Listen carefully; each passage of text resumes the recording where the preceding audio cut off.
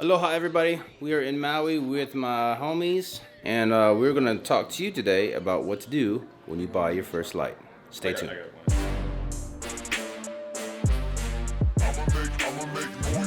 Alright guys, so I am currently sunburned, so I'm going to stay out of the sun, but I want to have my buddy here, Kyle, show Kai how to use a strobe while Chris is feeding grapes to the model, Amy. I'm Amy. You're in my backyard out here in Maui, Hawaii. He's gonna feed me some mangoes from my tree. Yeah. How do you feel about that? Is mango okay with that? What gear are you using today? I've got my Nikon D810 with a 50mm 1.8. What kind of shots are you looking for? Looking for something a bit more on the athletic side. Athletic? I'm not drinking either. We're working. I was gonna turn into a twerk session right there. I cannot twerk, unfortunately. We know. I just know how to spell my name with my hips, as you saw yesterday. We have insert footage here. Our first spell on Thai. Spell my name. Hey, spell Chris. Behind Chris. Behind Chris. Yeah. You go, this is C, and I'm gonna make it a really curly S. Ooh, that was some cursive right there. It was like calligraphy, really. It was beautiful. Amy, you have beautiful handwriting. Yeah. Who else wants their name spelled by Amy? Comment $2 below. per letter. Comment below if you'd like your name spelled by Amy with her booty. What I even have? A Lululemon workout mat. What? Yeah, that's right. We're gonna do some yoga up in here. Like, it's about to get real. Ow. Okay, no, I'm not doing that. Let's go. That's a great pose for athletic look. There you go. Let's go. I'm ready. Crush it in LA now. Got the family going up cause they stayed down. Held my faith round. That shit immaculate. People bragging about me used to say couldn't imagine it. Now when they ask for shit, I answer with imagine it. And when they try to reach me, we gon' see how far that ladder get. Please, I'ma make noise in the street. Please, all that fake love you can keep. Peace, you can't with my energy. You can't with my energy. All right, Kai, great job for your first set. What I'm gonna do is show you a couple ways how I would do it. Just, a couple different ways. Nothing necessarily wrong with how you did it, but just to help you improve, making the time more efficient. So one thing that I noticed, I call people apes when they chimping. Yeah, a lot, looking back at the camera. Mm-hmm. So you were aping a little bit after each shot. Okay. So once you get test shots down and you like the lighting, there's no reason to look at it again. Because if you paid attention through the viewfinder, as long as you're scanning the whole scene, you're gonna see. So you don't need to check the back of the screen. Okay. So just pay attention the whole time. If you see the leaves move and then the light hit her on the face, oh, let me try it again, because it wasn't a good one. Right. Yeah. So that's one thing. And then once you got it down, just keep the communication going. Don't let there be any kind of white noise, yeah, because then her pose is going to get static. She's not sure if this pose okay for you or not, Right. So just keep talking the whole time.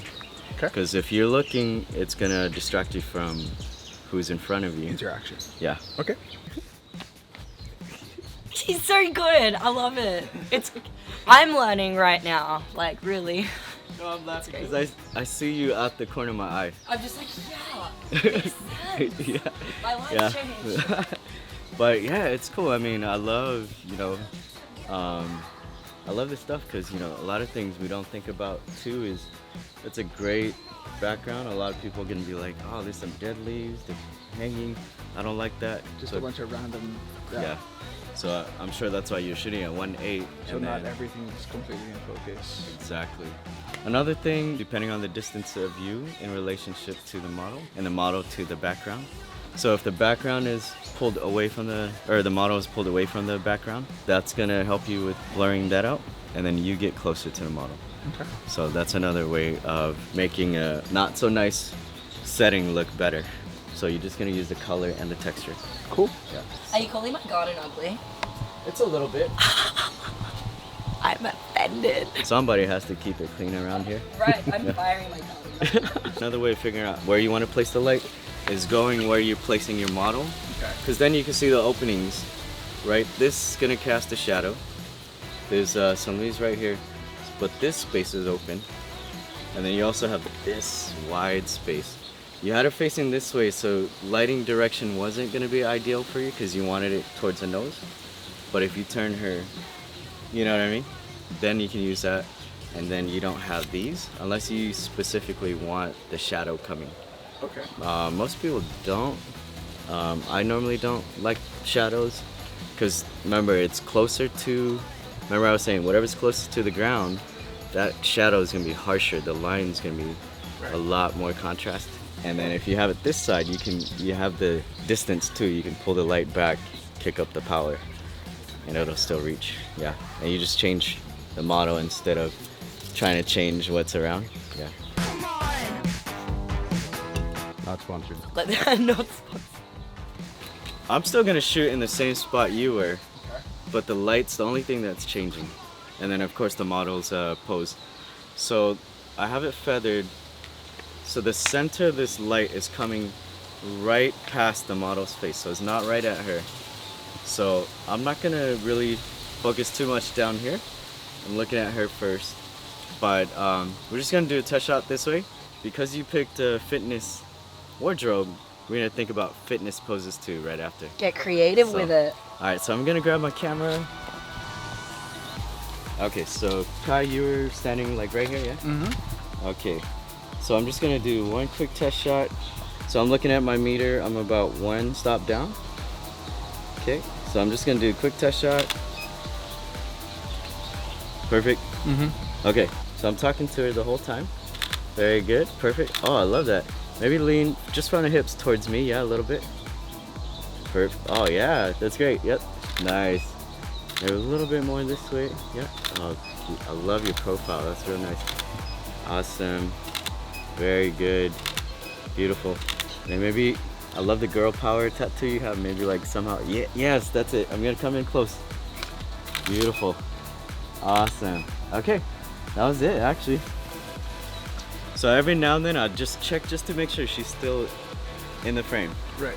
But you know, we had eye contact for most of it. Mm-hmm. So and we're just talking. And you can tell she's like having fun because we're interacting and she's giving me what I'm giving her. So I heard from some guy, if you're a dick, you're gonna get a mouthful. Was that the saying? Hey, I had to bring It's it an out. original quote. I had to bring it out. I like it. I believe that was Master Dope. Coming from. Master Dope. In Australia, the word is actually a term of endearment. If you like someone, you say that word to them. I'm not saying that to her. He's wearing the Australian shirt. He's allowed to say it. Let's go. As long as you're not a As long as you're not a he's absolutely you're a right. mad You're doing well.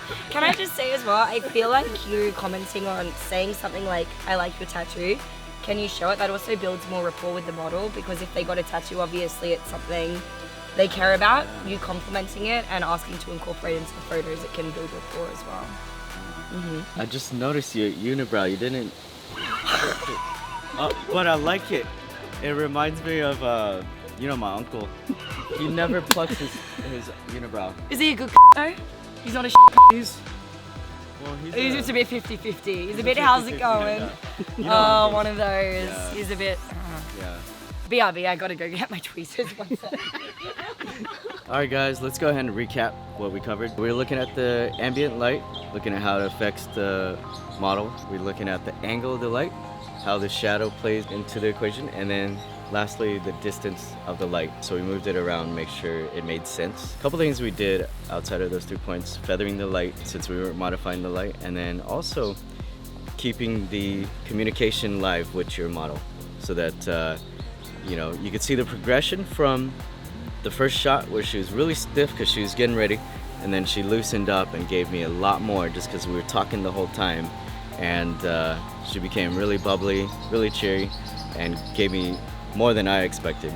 So again, those top 3 things when you're using strobes will help you in the long run. If you learned anything, comment below, let us know. And if you liked the video, please like and subscribe. Till next time, guys, mahalos. Yee!